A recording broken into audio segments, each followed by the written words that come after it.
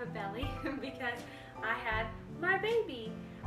Kane Wilder arrived on November 20th. We're so in love with him and so happy that he's finally here.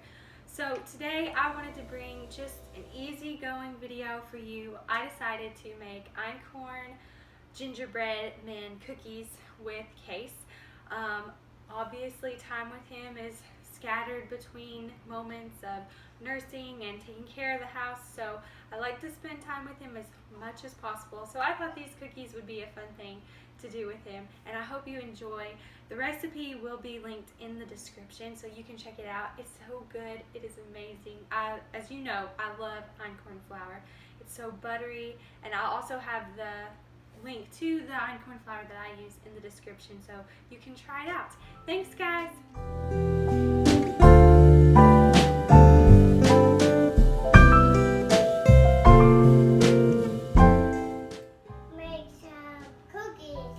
Make some gingerbread cookies, didn't we? We'll make some gingerbread cookies, but Are we gonna?